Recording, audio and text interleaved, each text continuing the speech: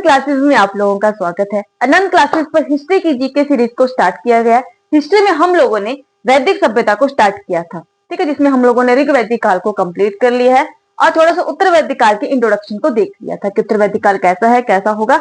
आज हम उत्तर वैदिक काल के बारे में देखेंगे कि इनका सामाजिक और राजनीतिक जीवन जो था वो कैसा था, यानी कि राजनीतिक जीवन कैसे कैसे, राजा का काम क्या था, सामाजिक जीवन कैसा था, जैसे कि हमने ऋग वैदिक काल में देखा हुआ था। आज हम वही करेंगे। जैसे कि हमने वैदिक सभ्यता पढ़ी थी, वैदिक सभ्यता कहां से कहां तक थी, 1500 ईसा पूर्व से लेके 600 ईसा पूर्व तक। हमारा ऋग वैदिक काल कहां तक था, 1500 ईसा पूर्व से लेके 1000 ईसा पूर्व तक। और उत्तर वैदिक काल कहां से कहां तक है, 1000 ईसा पूर्व से लेके 600 ईसा पूर्व तक। चलिए जी, स्टार्ट करते हैं हम उत्तर वैदिक काल की राजनीतिक व्यवस्था के बारे में। ठीक है, हमने थोड़ा सा ऋग वैदिक काल को याद करें कि ऋग वैदिक काल में हम लोगों ने देखा था कि राजा क्या था, भूमि का नहीं था। लोग क्या करता, सिर्फ मौली कबीले की रक्षा करते, यानी कि भूमि का स्वामी नहीं था, कबीले का जो था वो स्वामी था। ठीक है, और हम लोगों ने उत्तर वैदिक काल में पढ़ा कि अब इन लोगों ने क्या किया, स्थायी जीवन जीना जो था वो शुरू कर दिया। ठीक है, गंगा यमुना के द्वाब के क्षेत्र में जाके इन्होंने क्या किया, स्थायी जीवन जीना शुरू कर दिया। लोहे का प्रयोग शुरू कर दिया। लोहे को इन लोगों ने कहा कृष्ण अयस या श्याम अयस कहा। लोहे के जो था वो खेती करने के लिए औजार बनाना शुरू किए।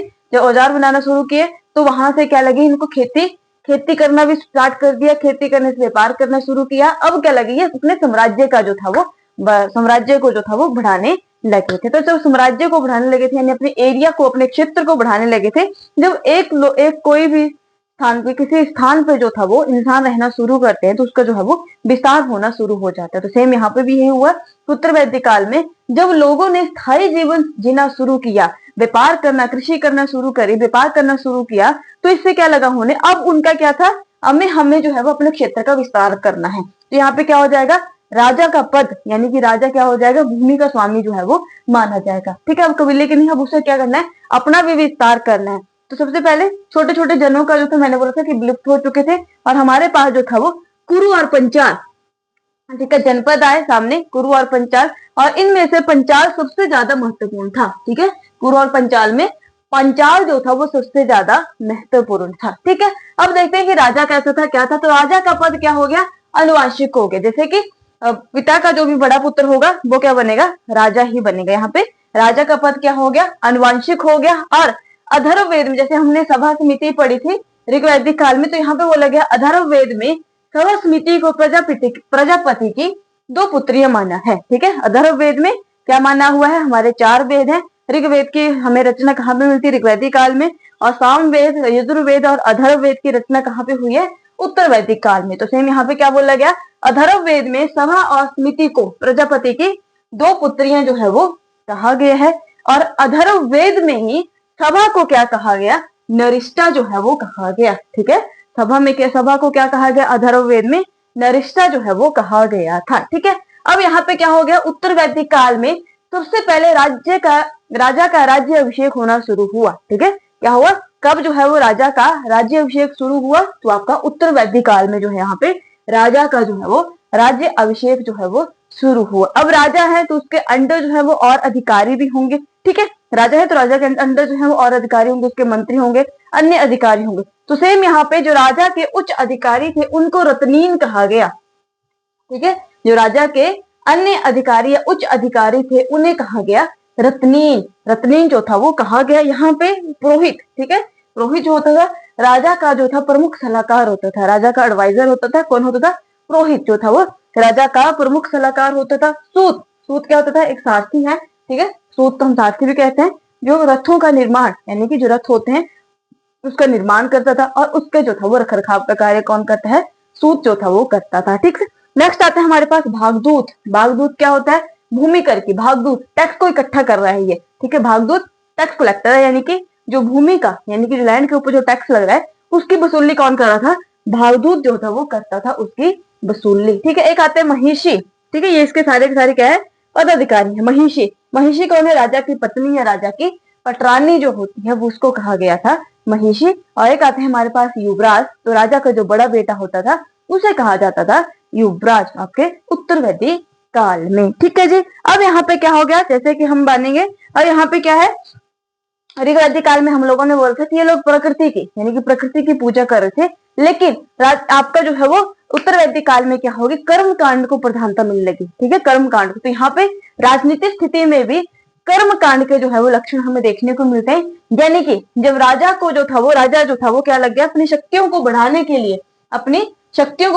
लिए, क्या लग गया करने, धार्मिक कर्मकांड यज्ञ जो था वो करना शुरू कर दिए। इस प्रकार हम पढ़ेंगे। सबसे पहले आपके पास आता है राजसूय यज्ञ। ठीक है, राजसूय यज्ञ की बात की जाए, राजसूय यज्ञ होता है आपका कि राजसूय यज्ञ से राजा को क्या होती है, दिव्य शक्ति जो है वो प्राप्त होती थी। ठीक है, राजसूय यज्ञ से क्या होती है, राजा को दिव्य शक्ति जो है वो प्राप्त होती थी। क्योंकि जो भी राजा जो है वो क्या करता था, राजसूय यज्ञ करता था। ऐसा माना जाता है कि राजसूय यज्ञ करता था, उससे क्या होना था, इसको दिव्य शक्ति जो है वो प्राप्त होती थी। एक आता है आपके पास अश्वमेध यज्ञ। ठीक है, एक आता है आपके पास अश्वमेध यज्ञ। अश्वमेध यज्ञ में यह होता था कि राजा का जो था वो घोड़े को दौड़ाया जाता था। ठीक है, राजा के जो यज्ञ होता था उस टाइम घोड़े को दौड़ाया जाता था, और जिस क्षेत्र से जो था वो घोड़ा होके जाता था, वो क्या होता था, उस राजा का जो था वो एरिया मान लिया जाता। जिस एरिया से होके घोड़ा जा रहा है वो एरिया जो था किसका हो जाता था, राजा का जो था वो हो जाता था। ठीक है, और एक आता है आपके पास वाजपेयी यज्ञ। एक आता है आपके पास वाजपेयी यज्ञ। तो वाजपेयी यज्ञ की बात की जाए, ये यज्ञ जो था करवाया जाता था, घोड़ों की दौड़ करवाई जाती थी इसमें। ठीक है, जो राजा के सखी संबंधी होते थे और राजा के अन्य कोई मित्रगण होते थे, उन सभी के साथ जो था वो राजा के घोड़े के साथ दौड़ करवाई जाती थी। और इसमें ये निश्चित ही होता था, ठीक है, इसमें क्या होता था, निश्चित ही होता था कि राजा का घोड़ा ही जीतेगा। ये जी, ठीक है। तो क्या होगी, हमारी धार्मिक कर्म कांड की प्रधानता हमें राजनीतिक व्यवस्था में भी देखने को मिलती है। यानी कि यज्ञ करके जो था अपनी शक्तियों का विस्तार करना शुरू किया गया। ठीक है, राजनीतिक व्यवस्था में हम देखते हैं कि क्या हो गया, राजा का पद पहले क्या हो गया जी, अनुवांशिक हो गया। ठीक है, राजा का पद क्या हो गया, अनुवांशिक हो गया। राजा का राज्याभिषेक शुरू होने लगा। इसमें जो था सभा समिति का इतना कोई मतलब मोल नहीं रहा, यहाँ पे सभा समिति कितना कोई कार्य नहीं रहा। ठीक है, और साथ में यहाँ पे राजा के उत्तराधिकारी भी, आपके पद अधिकारी भी है। राजा का जो बड़ा बेटा होगा वो क्या बनेगा, अगला राजा बनेगा। पद अधिकारियों को क्या बोला गया, रत्नीन बोला गया। जो मैंने आपको बता दिया कौन कौन होते हैं, इनके पूछा जाता है इनका काम क्या होता है। यहाँ पे कर्मकांड से जो है वो अपनी शक्तियों का विस्तार करना शुरू कर दिया राजा ने। क्लियर है जी। अब हम आगे करेंगे उत्तर वैदिक काल की सामाजिक जीवन के बारे में। ठीक है, उत्तर वैदिक काल का सामाजिक जीवन कैसा था। अब हम लोगों ने ऋग वैदिक काल में सामाजिक जीवन पढ़ा था कि इनमें जो था पितृ प्रधान। ठीक है, पितृ प्रधान ही था, लेकिन यहाँ पे स्त्रियों की जो था वो स्थिति अच्छी थी। मतलब स्त्रियों को पढ़ने के अधिकार थे, विवाह करने की अनुमति थी। आप जो है वो अगर अजीवन में अविवाहित रहना चाहते हैं तो उसका अधिकार था। लेकिन यहाँ पे जो था ये सारे परिवर्तन हमें देखने को मिलते हैं। जो हमारे जात व्यवस्था थी यानी वर्ण व्यवस्था थी, वो जन्म के आधार पर नहीं थी बल्कि कर्म के आधार पर। जो अभी आप काम करेंगे उससे रिलेटेड आपको जो था उस जात से जो था या उस वर्ण से जो था वो आपको मान लिया जाता। लेकिन यहाँ पे क्या हुआ, यहाँ पे बहुत सारे परिवर्तन हमें देखने को मिलते हैं। सबसे पहले हम बात करेंगे वर्ण व्यवस्था के बारे में। ठीक है जी, अब क्या होगी, वर्ण व्यवस्था ने यहाँ पे क्या कर ली, जड़े जमा ली। ठीक है, वर्ण व्यवस्था ने यहाँ पे क्या करी, जड़े जमा ली। यानी कि वर्ण व्यवस्था जो था वो कर्म के आधार पर नहीं, ठीक है, कर्म के आधार पर नहीं, किसके आधार पर होने लगी, जन्म के आधार पर शुरू हो गई। ठीक है, वर्ण के आधार पर नहीं बल्कि जन्म के आधार पर जो था वो यहाँ पे शुरू हो गई थी। यानी कि जो हमारा ऋग वैदिक काल का जो एक था सिस्टम बना हुआ था कि जो कर्म कर रहा है, जो कार्य कर रहा है, उसे उस वर्ण का मान लिया जाएगा। लेकिन यहाँ पे क्या हो गया, अब वर्ण ना हट, इसका कर्म ना हटा के जन्म के आधार पर जो था वो मान लिया जाएगा। ठीक है, समाज जो था वो 4 वर्णों में डिवाइड कर दिया गया। क्या कर दिया गया, समाज जो था वो 4 वर्णों में डिवाइड कर दिया गया। अब यहाँ पे कौन कौन से, ब्राह्मण, क्षत्रिय, वैश्य और शूद्र। ठीक है, ब्राह्मण, क्षत्रिय, वैश्य और शूद्र। और इसमें जो ब्राह्मण, क्षत्रिय और वैश्य हैं उन्हें उपनयन संस्कार का अधिकार दिया गया। ठीक है, शिक्षा जब भी जो है गुरुकुल में शिक्षा ली जाती थी तो पहले क्या होता है, उपनयन संस्कार जो था वो किया जाता था। ठीक है, तो यहाँ पे क्या हो गया, हमारे उपनयन संस्कार का अधिकार किसे दिया गया, ब्राह्मण, क्षत्रिय और वैश्य को। और इन्हें द्यूज में रखा गया। ठीक है, इन्हें किस में रखा गया, द्यूज में। अगर आपको पूछा जाता पेपर में कि द्यूज में किसे जो है किस वर्ण को नहीं रखा गया था, तो शूद्र को जो था वो नहीं रखा गया था। द्यूज किसे कहा जाता है, तो आपके ब्राह्मण, क्षत्रिय और वैश्य को जो था वो द्यूज में जो था वो रखा गया था। 3 ऐसे थे, ब्राह्मण, क्षत्रिय और वैश्य को उपनयन संस्कार का जो था वो अधिकार था। यानी कि 16 संस्कार है हमारे जीवन के, तो हमारा जो था वो उपनयन संस्कार इसी का ही एक भाग था। क्लियर है जी। नेक्स्ट हम करते हैं यहाँ पे गोत्र। गोत्र की बात की जाए तो गोत्र शब्द का वर्णन हमें मिलता है ऋग्वेद में। जो ऋग्वैदिक काल का ऋग्वेद हमारा वेद है, पहला वेद है, वहां पे हमें क्या मिलता है, गोत्र शब्द का वर्णन मिलता है। ठीक है, लेकिन गोत्र प्रथा प्रचलित कहाँ पे हुई, इसकी प्रथा कहाँ पे शुरू हुई, उत्तर वैदिक काल में ये वाली प्रथा जो है वो शुरू होती है। ठीक है, गोत्र प्रथा कहाँ पे शुरू हुई, उत्तर वैदिक काल में। अब उत्तर वैदिक काल में क्या हो गया, एक गोत्र में विवाह करने की प्रथा, यानी कि एक गोत्र में विवाह ना करने का जो था वो प्रचलन शुरू हुआ। एक गोत्र में विवाह नहीं किया जाएगा, ये कब शुरू हुआ, उत्तर वैदिक काल में। गोत्र शब्द का वर्णन कहाँ पर मिलता है सबसे पहली बार, तो हमें ऋग वैदिक काल में। गोत्र प्रथा कब शुरू हुई, तो आपका उत्तर वैदिक काल में शुरू हुई। एक गोत्र में विवाह ना करने की प्रथा कब शुरू हुई, आपका उत्तर वैदिक काल में जो है वो शुरू हुई थी। अब हम बात करते हैं इंसान के जीवन को, मनुष्य के जीवन को 4 आश्रमों में बांटा गया है। ये आश्रम कौन कौन से हैं, ठीक है, तो सबसे पहले हमारे पास आता है ब्रह्मचर्य, गृहस्थ, वानप्रस्थ और संन्यास। ठीक है, हमारे पास 4 आश्रम है, आपका ब्रह्मचर्य, गृहस्थ, वानप्रस्थ और संन्यास। ठीक है, ब्रह्मचर्य कहाँ से है, 0 से 25 तक, गृहस्थ कहाँ से है, 25 से 50 साल तक, वानप्रस्थ कहाँ से है, 50 से 75 साल तक और संन्यास आपका 75 से जब तक आप जीवित है। ठीक है, ये माना गया है।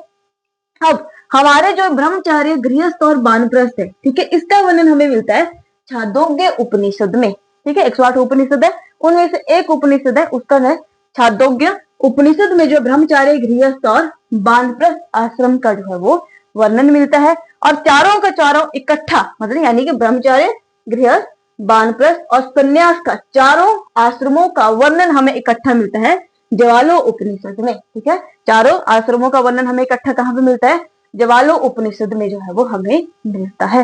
क्लियर है जी। अब हमारी एक सबसे प्राचीन स्मृति आती है मनु स्मृति। ठीक है, तो मनु स्मृति में विवाह के 8 प्रकारों का जो है वर्णन किया गया है। ठीक है, मनु स्मृति में क्या कहा गया है कि विवाह के 8 प्रकारों का वर्णन किया गया है उत्तर वैदिक काल में, जिसमें 4 हमारे प्रशंसनीय हैं, 4 हमारे निंदनीय हैं। ठीक है, जिसमें जो है वो 4 प्रकार की जो है वो, जो 8 प्रकार के विवाह हैं उसमें से 4 प्रकार के विवाहों की प्रशंसा की गई है और 4 प्रकार के विवाहों की जो था वो निंदा की गई है। अब यहाँ पे क्या हो गया, हमारा समाज उत्तर वैदिक काल में कैसा है, पितृ प्रधान है। ऋग वैदिक काल में भी पितृ प्रधान था और उत्तर वैदिक काल में भी पितृ प्रधान था। ऋग वैदिक काल में स्त्रियों की स्थिति अच्छी थी, लेकिन उत्तर वैदिक काल में स्त्रियों की स्थिति में गिरावट आई। ठीक है, स्त्रियों की स्थिति में जो है वो गिरावट आई।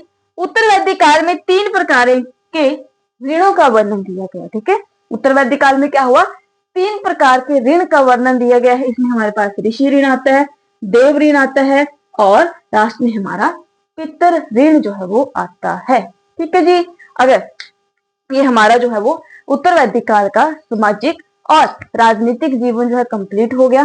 नेक्स्ट की वीडियो में हम देखेंगे कि उत्तर वैदिक काल का आर्थिक और धार्मिक जीवन कैसा कैसा था। ठीक है, अगर आपको टॉपिक से रिलेटेड कोई भी डाउट हो तो आप नीचे कमेंट बॉक्स में कमेंट कर सकते हैं। अगर आपको वीडियो अच्छी लगी हो तो चैनल को सब्सक्राइब कीजिएगा और वीडियो को लाइक कीजिएगा। Thank you.